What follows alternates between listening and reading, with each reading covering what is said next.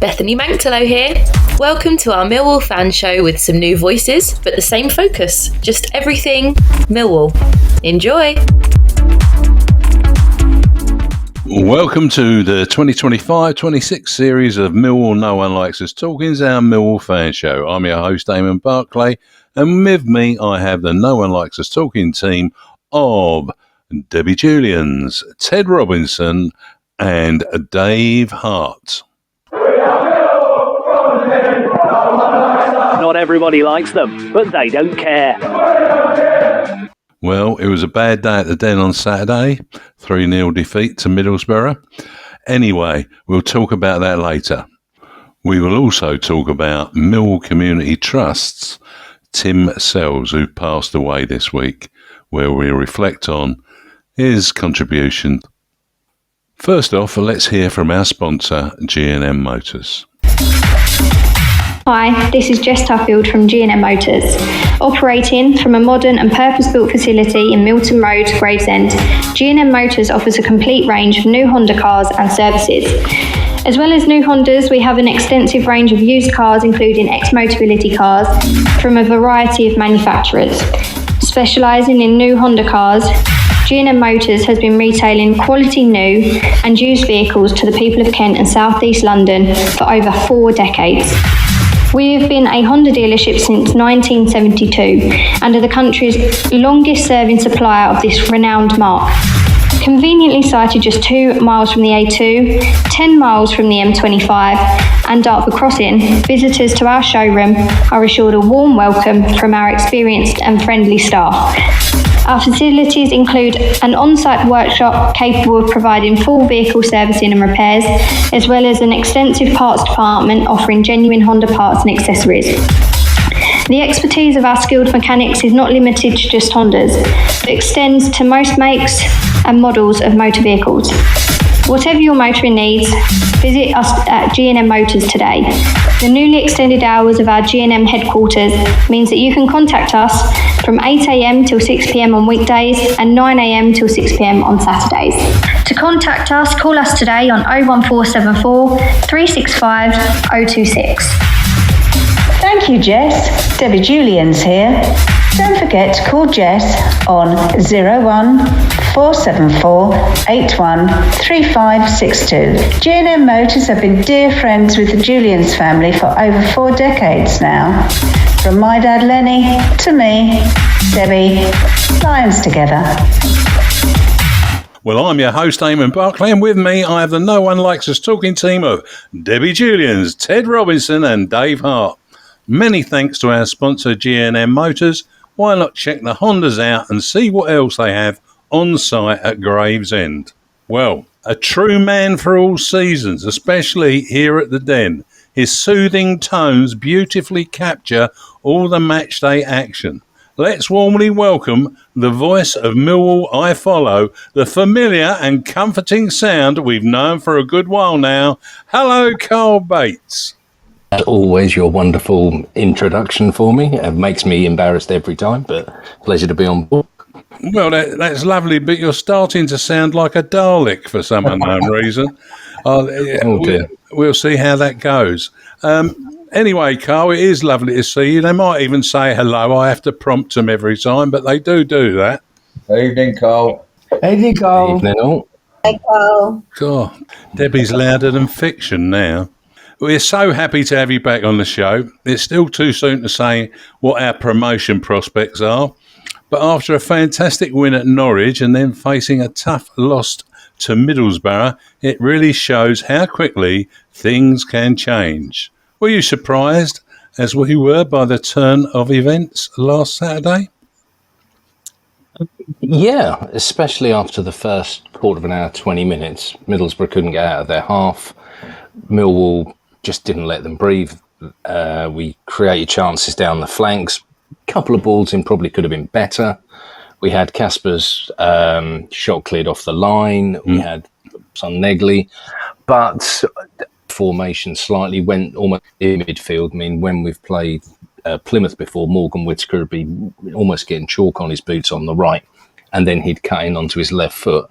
But the two wing ones causing problems, especially Silvera down the left, I thought he was excellent, caused a lot of problems. It was almost roles reversed. Like when we were at Norwich, it was our two fullbacks causing their wing-backs all sorts of problems, but unfortunately it ended up the other way round. And once they got to grips with us, going into the second half, yes, we had chances, but I think Middlesbrough deserved to win. I think 3-0 maybe flattered them a bit, but I think they definitely deserved to win.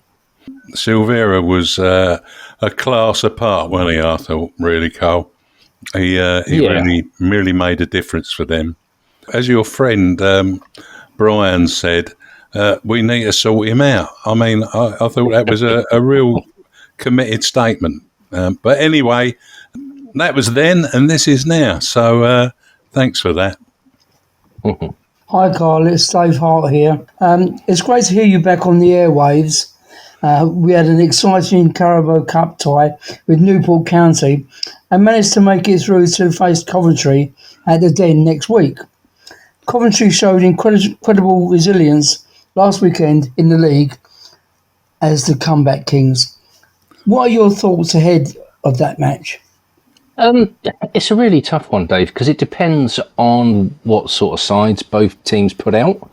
I mean, we saw a lot of changes by, I think, everybody across the board for the first round. So if they decide to go toe for toe, I'd fancy Millwall's chances. In all honesty, I think at home. But if, say, Millwall only make 2 or 3 changes, Coventry don't make any, or some team makes 6, it's really, really hard to judge. I think one of the things that stuck with me over the years covering Millwall is if we're at home in a cup game, the ground's only half full, say, because people are expecting changes or it's not the biggest pull like another championship side. We do tend to, if we are going to progress, an early goal or a strong side would definitely, not much of an atmosphere, the game's drifting, then I'd fancy maybe Coventry to get through. But as I say, I'm hopeful, and we've got a strong squad now, not just a strong side. So that, it's not going to be too detrimental to our chances if they do make a few changes. Yeah, I think it's all right there. Hi, Karl, it's Ted here. Hello, Ted. Hello, Karl. All right, mate. This first bit, you can tell that it wasn't written by me, but you'll understand when I get to the end of reading it. Eamonn mentioned to Sean Daly that I've already begun my preparation for Millwall Communities Trust Santa's Dash. I've been thinking about it lately and I've decided I'll definitely do it this year. I'm hoping to find a partner around my age to join me. Would you like to be my teammate? How old is one, Ted? I think I'm about twice your age, mate, but... Yeah. I was just listening to the first part and decided if I'm deeply offended and I should throw my head listen to your voice, Karl, and I know you're younger than me, that's for sure. Yeah, and the feeling's mutual going the other way with younger, and let's change that word for older, for example. And we're also part of that sentence over there for the minute, all right? We're going to... looking ahead, do you think the acquisitions we've made during the off-season could really boost our chances in the championship race? And I'd like to get your thoughts on this as well as a supplementary question, Karl. Do you think, like I do, that the transfer window should shut before the opening game of the season? Agree, totally. I actually put a post up on Twitter or X, whatever Mr. Musk wants to call it, saying exactly that. It's farcical, in all honesty, that a transfer window, if they're going to have a transfer window, I mean, back in the good old days, you'd just be, I don't know, getting on with your day and suddenly breaking news, your team signed X, Y, and Z, and that would happen. But if you're going to have a designated window, how can you start the season? You put all your work in beforehand, like Millwall, for example, going to Spain, doing this, doing that. You spend all of that time. The manager's worked with the players. He's got everything sorted out.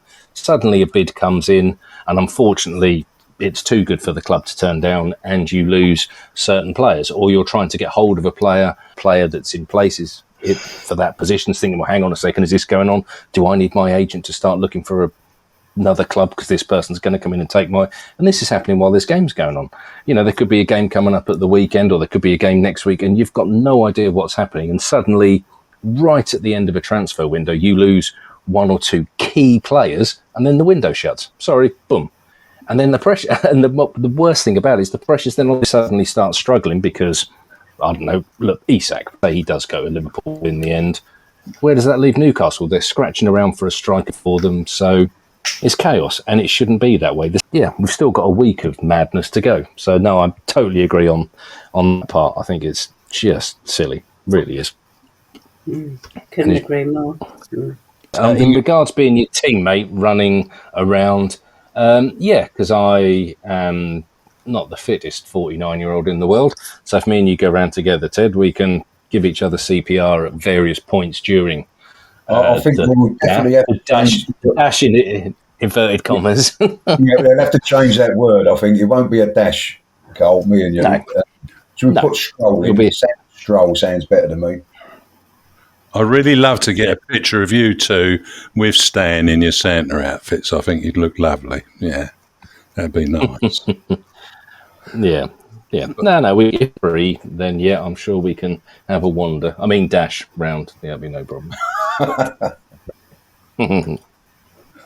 Was there any other questions in that? I can't remember. Yeah, the acquisitions we've made during the off-season could really boost our chances in the Championship. In other words, the people we've signed so far. Yeah.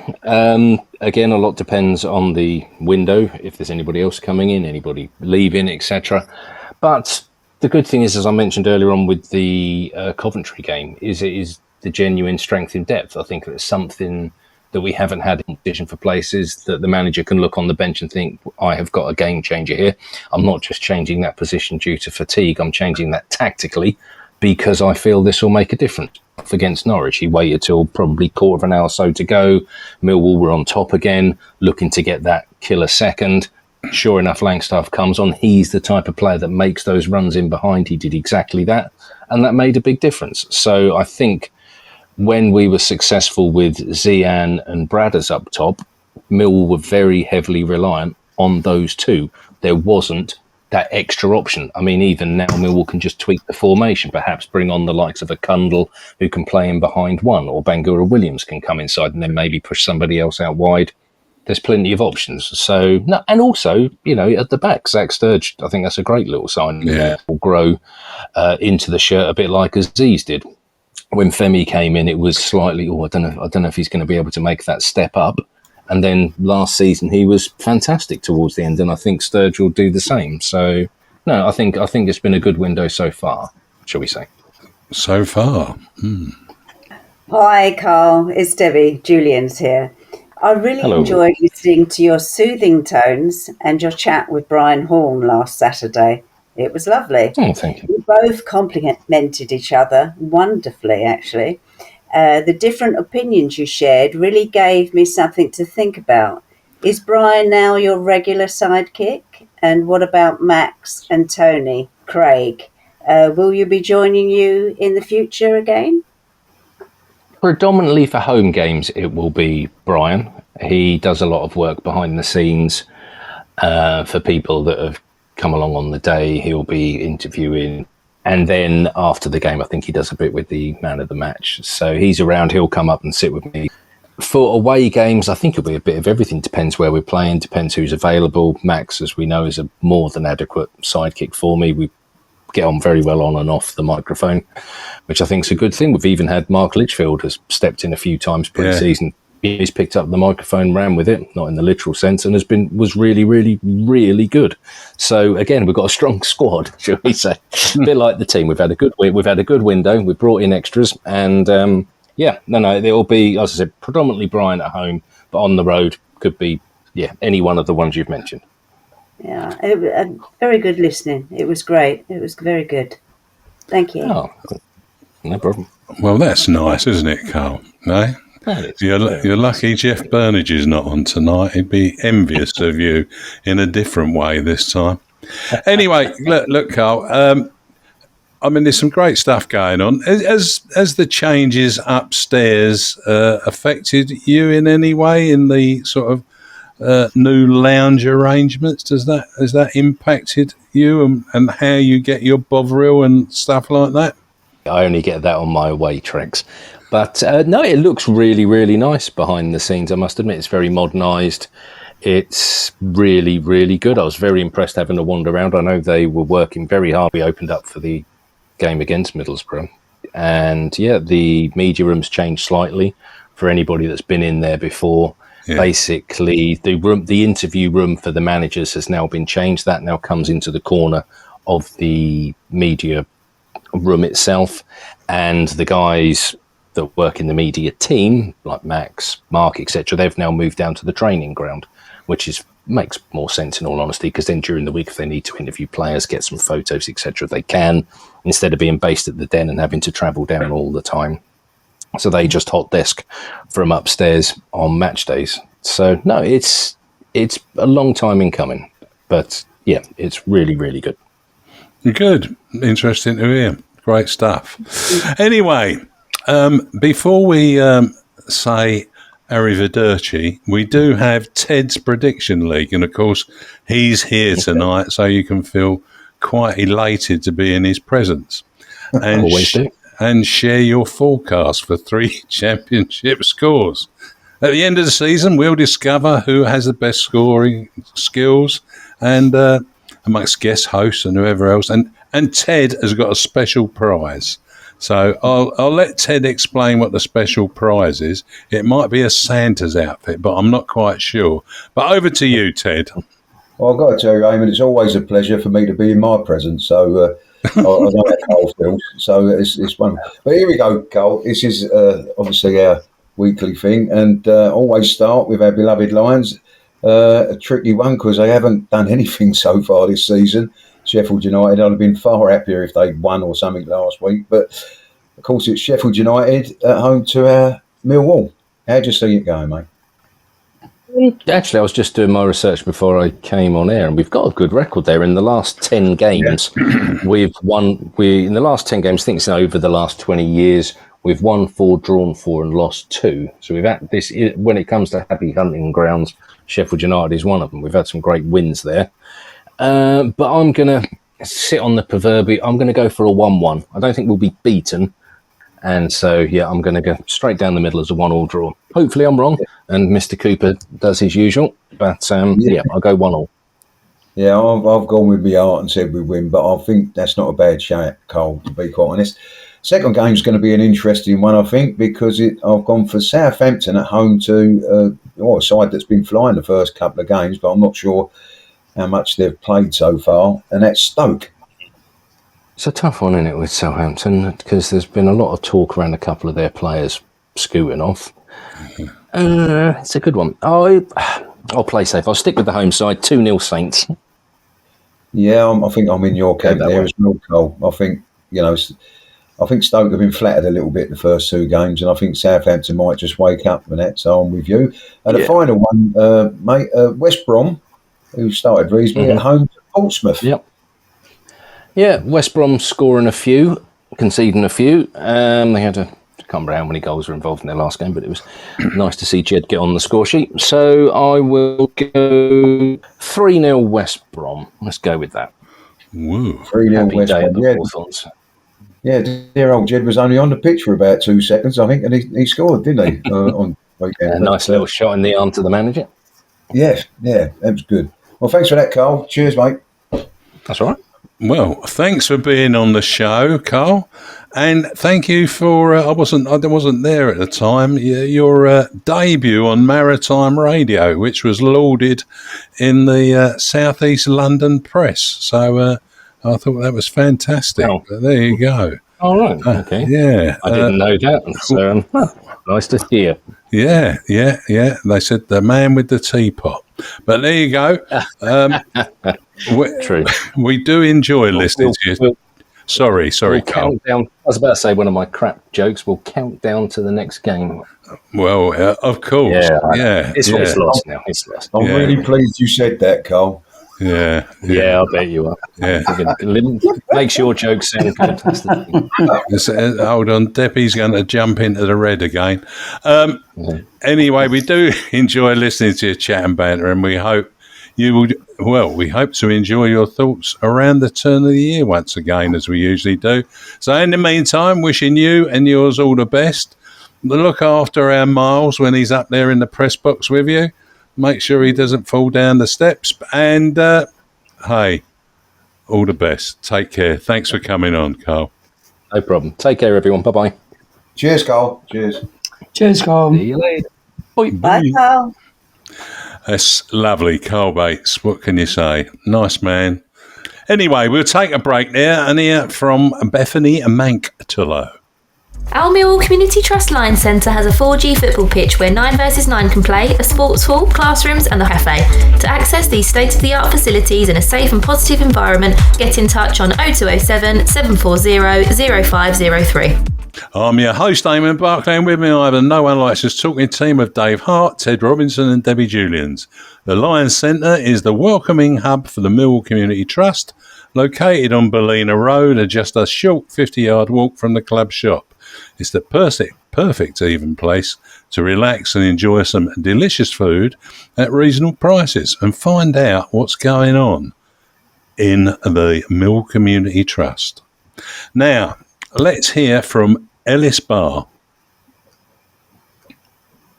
Hello, Ellis here, and I'm glad to be back talking about Millwall. I know many have watched my videos. Thanks for your support along the way. It is now time to hear what all the Millwall teams are up to. Come on, Millwall! Yeah, come on, Millwall. And first up, Paul Loading brings us the Millwall Romans and Pride update. Hi, it's Paul Loading from the Millwall Romans. Not much update from our side. I just wanted to offer our condolences to Tim Sell's family from the Millwall Community Trust, who's passed away this week.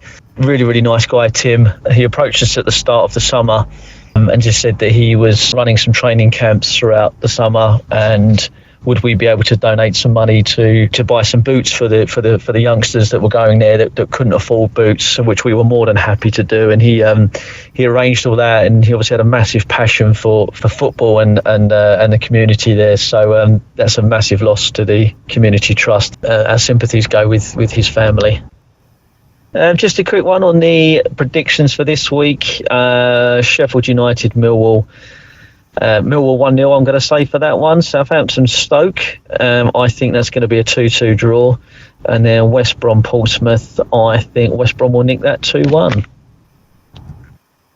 Well, what a lovely bunch of people they are down at the Romans and Pride, putting forward that stuff, and wonderful sentiments there, Paul. The Lionesses had their season start at Ashford Town on Sunday. We've got a few people going to talk about them. Miles Staunton, who reported for Maritime Radio, and also Kai Bennett, who interviewed assistant manager Jack Wisson, who was in charge on his own, actually, last Sunday. Let's hear what they had to say. This is Miles Staunton reporting for Maritime Radio. The Millwall Lionesses opened their London and South East Regional Women's League account on Sunday as they grabbed their first point of the new season. They secured a 3-3 draw away to Ashford Town in outstanding fashion. It was Ashford who took the lead on 27 minutes. Tanique Cole slotted the ball into the back of the net from the near post, but only 2 minutes later, Town doubled their lead when Charlotte Close lifted the ball over the head of Baravic in goal for Millwall.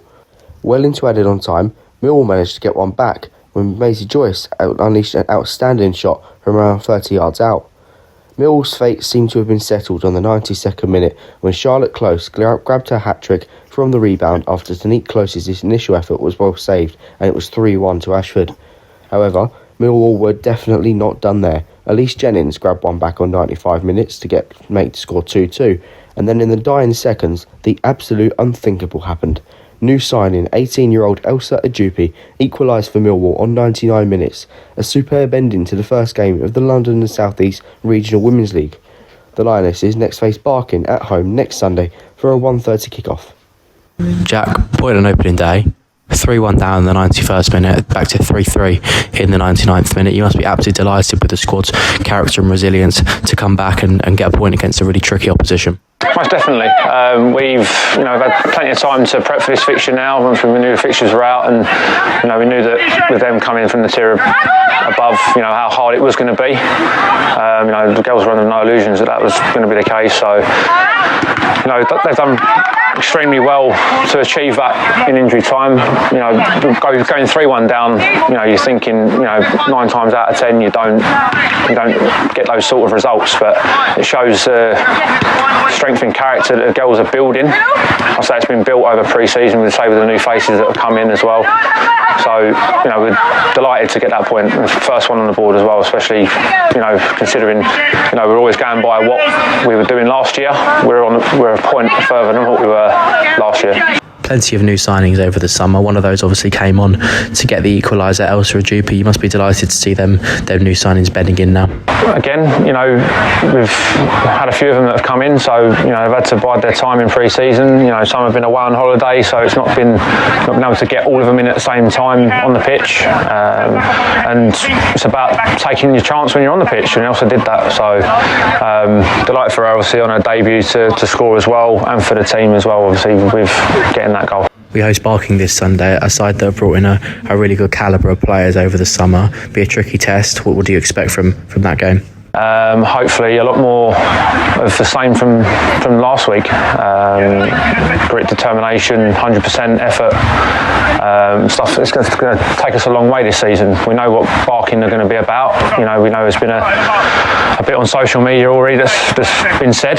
So the girls are fully aware of what needs to be set out for the weekend, and we'll prep Wednesday into Sunday before we go into look slightly further ahead from that as well with the squad, in terms of playing 3 games in 7 days as well. So, but obviously, of course, the next game is Barking, and we'll prepare for that in due course. Well, that was a good comeback. That was a team that had dropped out of the league above the Lionesses, so not a bad score on the road.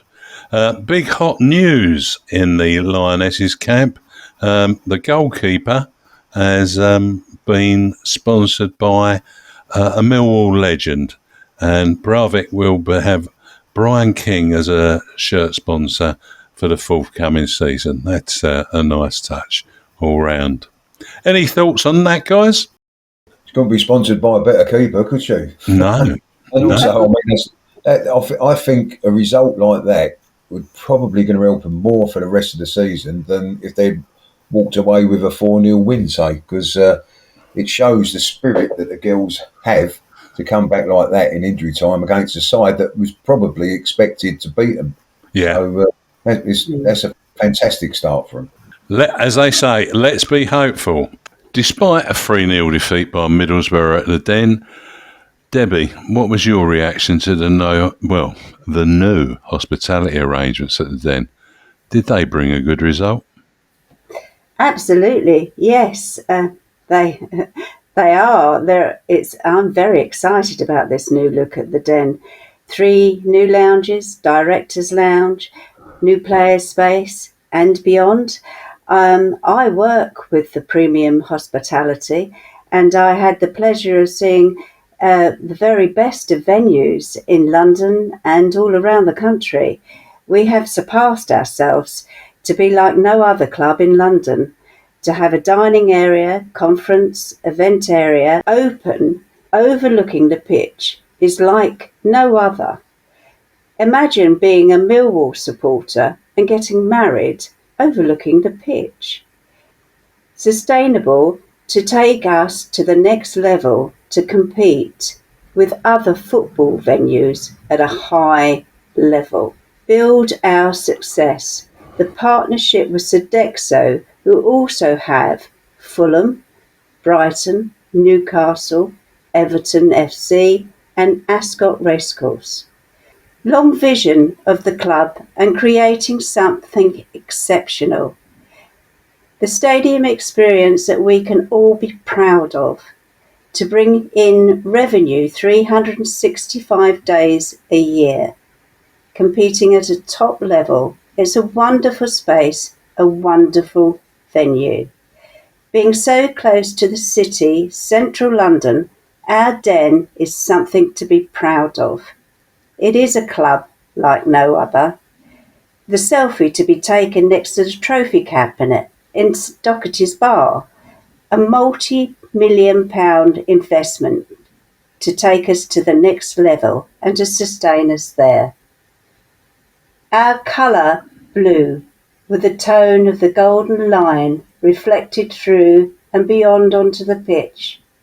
A beautiful sight. Excited for the season a proud and wonderful, precious club. I'm going to the Wrexham game for a tour. I'll update you more. Well, thanks for that. That was quite a tour around the area of change, and we heard that little bit from Karl as well. So I'm glad something was good for you other than the result on Saturday, Debbie. Thanks for that. Well, I'm sure we'll have far better results all the way through the season. Let's be hopeful.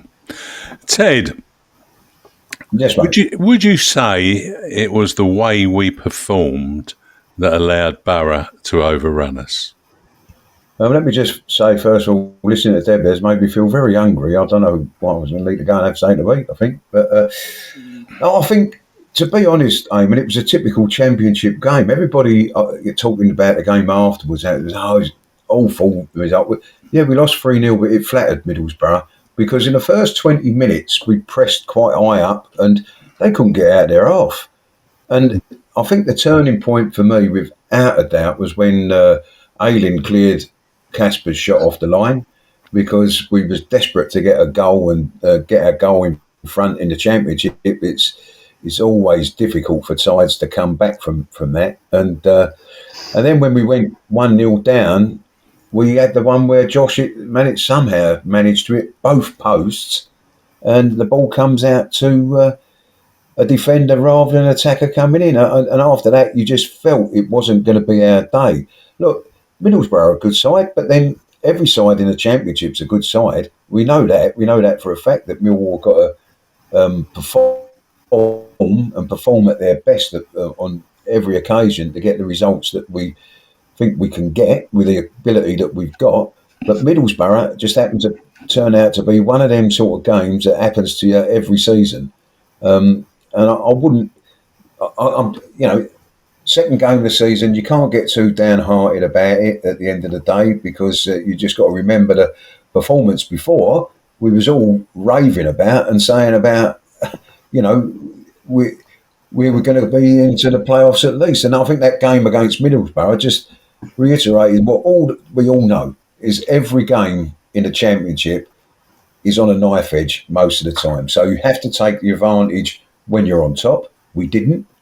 You have to make the most of your chances when they come along. We didn't. They did. And I say, at the end of the game, which was disappointing, was to give the two last goals away, which was,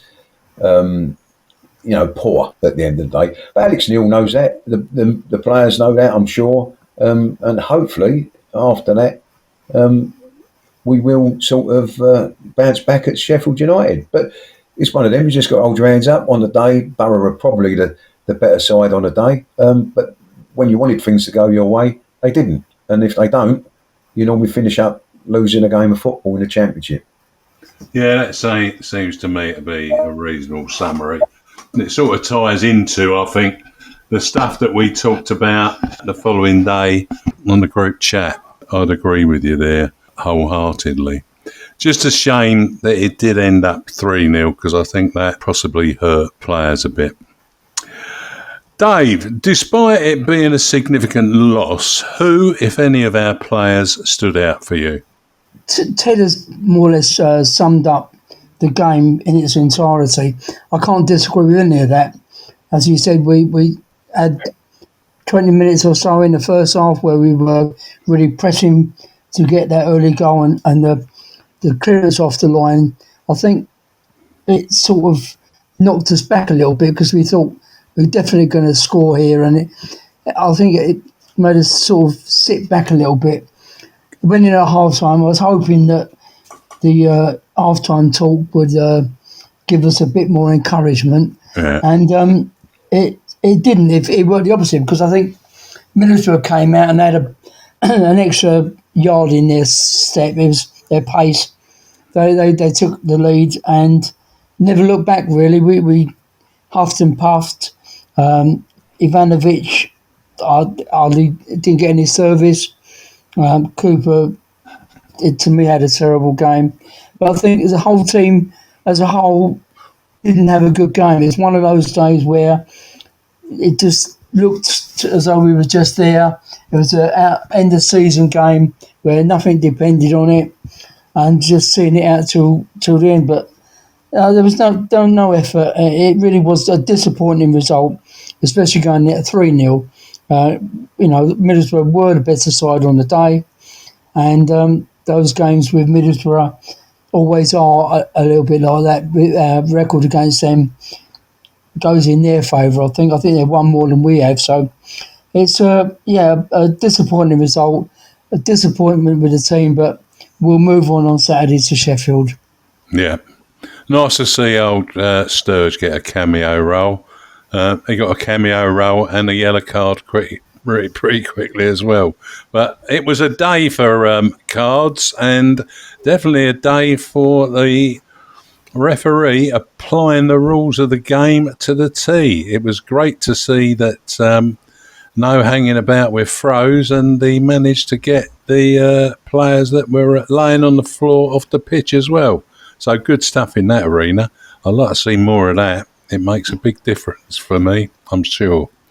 Okay, so the hype is building as we prepare to face Sheffield United, the mighty Blades, on Saturday at 3 p.m. at Bramall Lane. Has it been the start that Blades' new head coach, Ruben Sellers, would have hoped for? The view is that Sellers must strengthen his defence if he is to get his side contending for promotion this season. Starman Amadojic left Bramall Lane to go to Feyenoord, and the back four is currently their weakest area on the pitch. And as we know, there's more than great talk about that they will be coming in for our Japet Tanganga, and even the view that he won't play on Saturday. Or nil point from 2 games, 1 goal scored and 5 conceded. Can Mr. Cooperman rise from the ashes, go again and secure a win for us? The bookies have the Blades at evens to win, 5-2 for a draw, and Millwall at 3-1. Doesn't look good odds at all. So what do you all think? Are we hoping for a positive result, or could it go the other way? Over to you, Ted. Well, let's hope it goes in a positive result. But I'll give you the first game we're going for is obviously Sheffield United versus Millwall. Now, I've definitely gone with my heart, but Sheffield United is one of them ones you look forward to because we seem to do quite well there. And I'm going for a 2-1 win to the Lions with that. What about you, Debbie? What do you think, Sheffield United versus Millwall? You took mine. 2-1 as well. Yeah, I think I'm going to go with the same score. 2-1 to Millwall. Yeah. Well, I've changed my mind because I was going to say that, Ted. I was going to say that. But I had a premonition that came through on a contracted line in the course of the day. And I'm going to go with a 1-0 Millwall win. And later on, you'll find out why. All right. They're very mysterious. I like that. Right, let's move on to the other 2 games then, and we go through this way. When I ask you if you give us the 2 results, because we've got Southampton versus Stoke, followed by West Brom, Portsmouth. Dave, how do you see them 2 games going? I think that's going to be a 2-0 to Southampton. I think it's going to be West Brom, Portsmouth. That's going to be a 2-0 to West Brom. You go for it. Yeah. Thank you. I'm going to go 3-0 Southampton Stoke. West Brom 4, Portsmouth 2. Let Debbie have a go. Let's Debbie have a go. Go on, Deb. Right. Southampton 2, Stoke 1, South Brom 2, Portsmouth 0. You mean West Brom? West Brom, sorry. That's all right. Oh, dear. I like that. I like that South Brom team. They're quite good, I reckon. They're in Bromley, I aren't was they? amalgamating the 2. Oh, dear. I hope Reb's writing things down. He's got that one. But anyway, I've gone Southampton 2, Stoke 1. And I've also gone West or South Brom, or South West Brom 2, Portsmouth 0.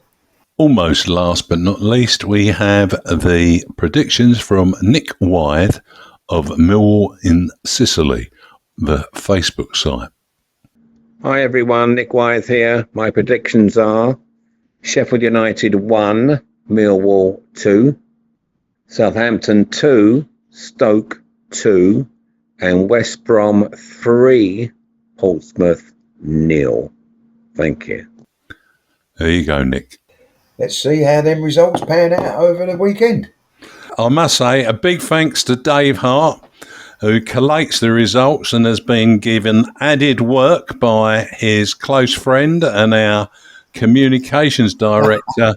Let me think of his name. We don't see him much these days. Oh, yeah, Jules Lampy, that's it, who's required better and further particulars in future. Anyway, what can I say? Hey, look, our second guest section is dedicated to the late Tim Sells of our Millwall Community Trust, who recently passed away. Many of us at No One Likes Us Talking were fortunate to have met him and learned about his inspiring work as the Trust's football and sports development manager, a role he really cherished. Let's take a moment to relive our memories of Tim as we listen to a part of an interview we shared with him back in 2022. I'm Gary Staff, and with me I have the No One Likes Us Talking team of Patricia Maslin, Dave Hart and George Lampy. Our second guest tonight is the Football and Sports Development Manager at the Millwall Community Trust, and he has continued to do amazing work through the summer in the community. Welcome to the show, Tim Sells. Evening all. Evening, Tim. Evening, Tim. Oh, we all very well. All good, yeah. All good. So, Tim, I've been told I'm not allowed to say before I pass you off to the team, so I'll say something else. Before I hand you to my colleagues to talk with you, what did you think about the Lionesses winning the Euros in the last? It was fantastic, wasn't it? I watched pretty much all the games, and not just the England ones. To see that final played at Wembley in front of, 90,000? That was it was something else, wasn't it, really? A real sort of watershed moment, I thought. I'm actually friends with Pauline Cope, who used to be the England goalie many moons ago. And I remember, yeah. Yeah, just hearing her talk about, how far it's come, and that was just sort of quite moving, really. It was amazing, wasn't it? Yeah. And fair play, do you know what I mean? It's a long time coming, isn't it? Oh, yeah. But we got there. We got there in the end. Yeah, exactly. Hello, Tim. I'm Pat. Hello, Pat. How are things progressing with the player performance pathway? Yeah, really well. We currently have 2 sessions, one on Tuesdays, which is for 6 to 10-year-olds, and one on Friday for 11 to 16-year-olds. So we sort of cover the whole sort of spectrum.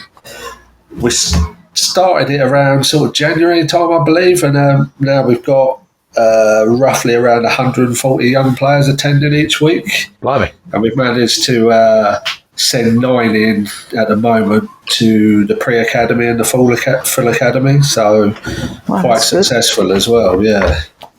Wow. Yeah. Hopefully we'll see one of them playing for us one day. Yeah, well, this is it. I've had some great meetings with Barry Dunn, the head of recruitment, and obviously Scott, the head of the academy, and they're all really behind it. And as I say, the reason it was set up was to get more talented youngsters instead of getting them snapped up by your Man Cities and that, trying to get them into the Millwall Academy. So the fact that we've got 9 in that short space of time, although that doesn't sound that high, that is quite a good return, to be fair. That's very good. Yeah. Can I just jump in here, Tim? Is this unusual?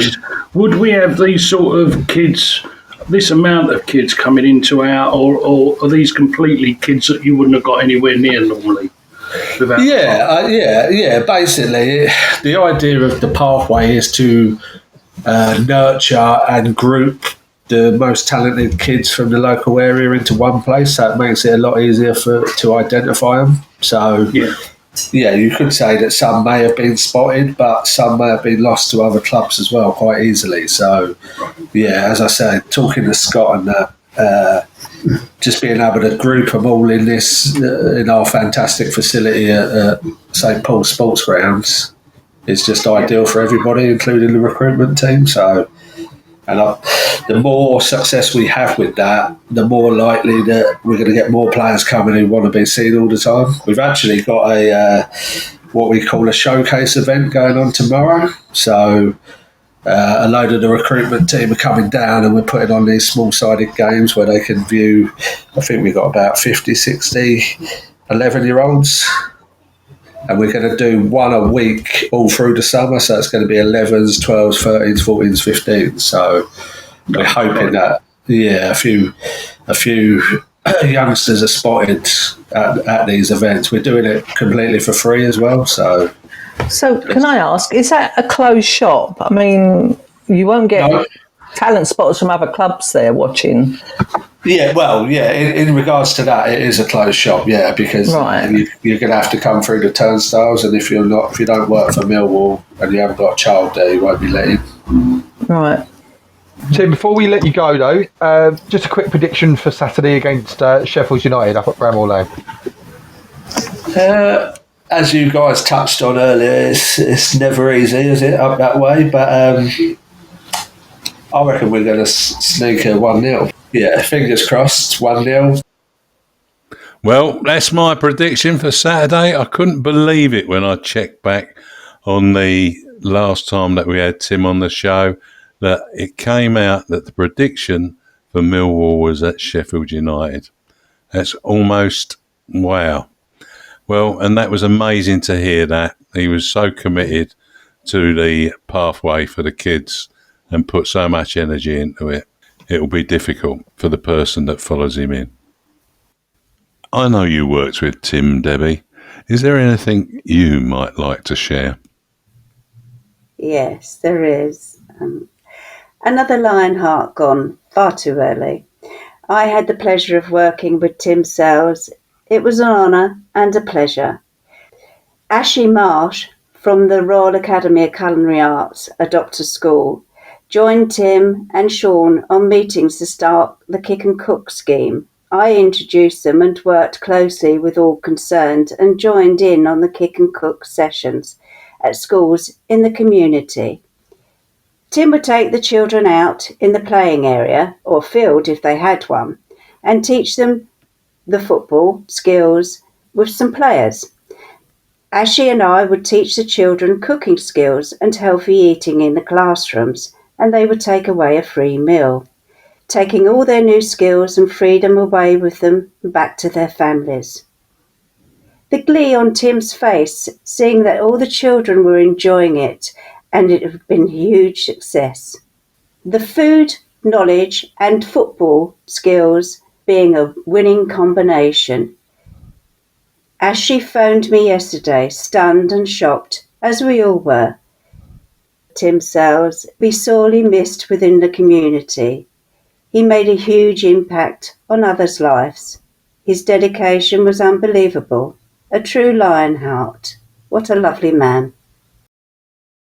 Ted, did you ever meet Tim? Either way, do you have any thoughts to share with us?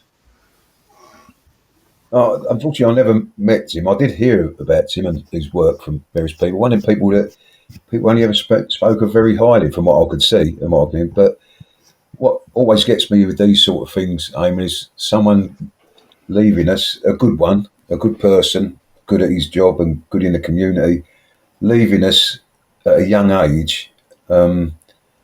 It never, I mean, there's different ways of grieving about different deaths that occur, but the one that always gets me is when there's someone who's got so much more to give, is taken at an early age. It always feels that much worse, you know, and my thoughts go out to his nearest and dearest, his family and that, because I lost my best mate at a very young age, and never ever been able to get over it, in the sense of him being younger than me, and I think that's part of what I'm talking about, and that's where it's coming from. But to lose someone like that at an early age, it's criminal, and it shouldn't happen. But yeah, that's as much as I can say. Thanks, Ted. Dave, you were on that show we just listened to. What impressed you about Tim Sells? Yeah, with Tim, it's his enthusiasm. When I spoke to him on the show, you could tell that his ideas and his way of he was going to coordinate his efforts to make sure that he got a result that was going to be successful for the youth of the area around the ground, and encourage the youngsters to come to us rather than go somewhere else. And I managed to meet him a couple of times when I went to the community centre. I had a word with Sean, as you usually do, but just in passing, he made an effort to come and speak to you, and you could pick up on his commitment to what he was going to do. It was just a lovely man, and as Ted said, he's gone far too early. A man who had so much to offer, and he will really be sadly missed. So, yeah, my condolences to his family. So, what a man and an inspiration Tim was. Our sincere condolences go to his wife Lisa, their children, all the staff at the Millwall Community Trust, his extended family and friends. Rest in peace, Tim Sells. It was our pleasure to have known you.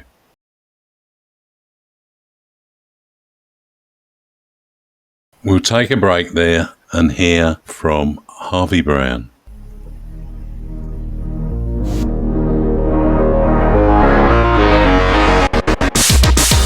Hi, Harvey Brown here. I am proud of the Lions Food Hub, which is jointly owned by Kelly and Ellen Webster, and they have been supporting families within our community for over 2 years on Millwall match days. If you would like to donate to them, they have a match day donation hub by the SE16 bar at Colblow Lane, end of the ground, where they accept any food or money and toiletry donations. If you can help, any donations will be received with thanks.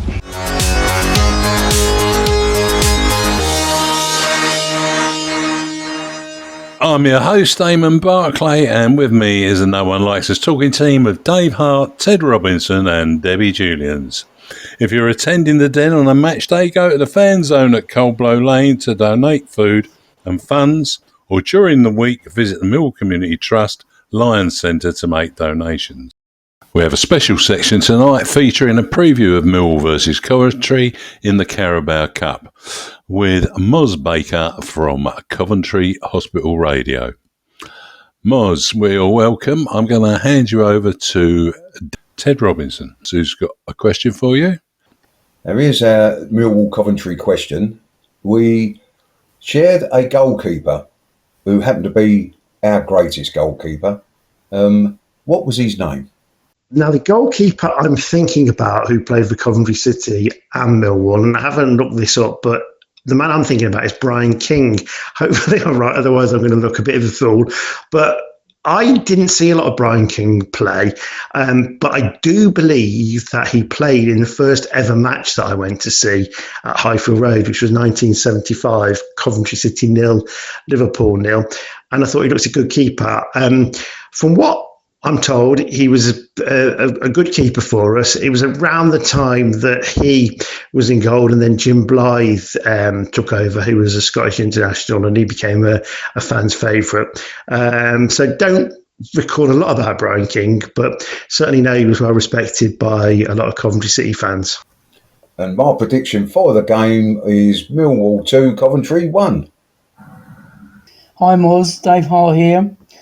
Coventry missed out on the playoffs last season. How do you think they will do this season? Better or worse? And my predictions for the game in the week is a Millwall win 3-2. Can we do better than last season? I think if we can get off to a good start, which has been our Achilles heel in recent seasons, then I think we can. We can't, though, keep relying on a brilliant second half of the season. We need to start better.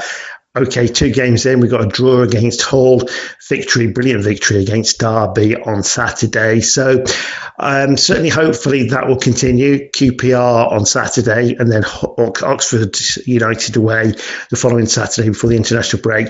If we can get 6 points from that, will be a very good start indeed. And if we can, continue that momentum, then I expect us to be in the playoff shake-up this season and possibly even pushing towards the automatic places. But a lot of that is down to relying on steering clear of too many serious injuries, and also hopefully in the next week, 10 days or so, adding a few extra additions to the side. As for my prediction for the match against Millwall at the Den on Tuesday, I'm going for a 0-0 draw and a win on penalties for Coventry City. Debbie Julians. Do you think Coventry take the Carabao Cup seriously? Coventry City take the Carabao Cup seriously? Well, I think my answer to that one is probably about as seriously as most clubs do, maybe a little bit more seriously. Of course, we got to the semi-final of the FA Cup a couple of seasons ago against the odds. So I think the fans and the owner, Doug King, has got a taste for cup success. So I think he'd like to go as far as possible. And I know when Mark Robbins was in charge, he encouraged him to try and get to Wembley. So a cup run is something that I think the club would like. I suspect that Frank Lampard will mix the team around as he did against Luton Town in the last round. But I think it'll be a reasonably strong side again. And I think he will be looking to get the victory on Tuesday night. Certainly hope so. My prediction for the game is Millwall 2, Coventry 1. That's wonderful. Absolutely spiffing. Thank you. Well, Moz, thanks for that. We look forward to joining you yet again on Coventry Hospital Radio in the not too distant future. Have a good Saturday. Well, we're all looking forward to the next game, but in the meantime, here are a few matters of interest for Millwall fans and those interested in football. Next week, we're gearing up to share some exciting news updates.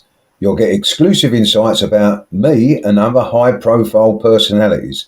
I'm not the high-profile personality, but I'll be there involved with it. Be sure to tune in to next Friday's podcast show, where we'll feature a wonderful panel of Steve Warren, Jeff Burnage, Stan Goodwin, and Bethany Manctolo. Sorry, Bethany, whose voice is famously loved by many podcast fans, as our host. And yes, a couple of special guests will be joining us.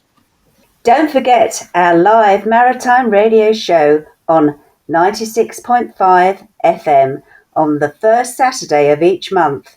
You can catch up on these shows by accessing our recordings on the podcast section of the Maritime Radio website, Spreaker and YouTube. Don't forget that on Sunday, you can head over to St Paul's Stadium, Rotherhithe, where our Millwall Lionesses will face Barking for a 1:30pm kickoff in their first home league game of the season. It was a win for each team at their home venues last season, so why not go along and give our Lionesses the backing they deserve as they attempt to improve on last season's tally. In the meantime, tune in with the No One Likes Us talking team as they share exciting updates from our games, whether we're on home, ground or away. You'll catch news about the Lions, Lionesses, Romans and Pride. Plus, stay connected with the latest Millwall community news. Enjoy all this great content on Maritime Radio at 96.5 FM or visit their website. We are also excited to connect with you on Instagram, Facebook, X, formerly Twitter, YouTube, Spreaker, and your favourite podcast platforms. A heartfelt thank you to you, Ted. Cheers, Eamonn. And you, Dave. Cheers, Eamonn. And you, Debbie. Thank you, Eamonn. And everyone else for tuning in. Your support really means a lot to us. Good night.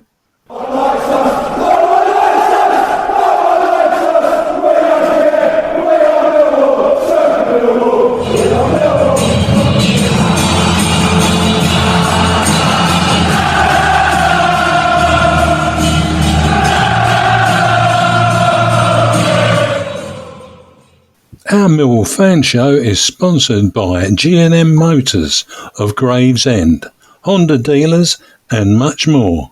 Thank you.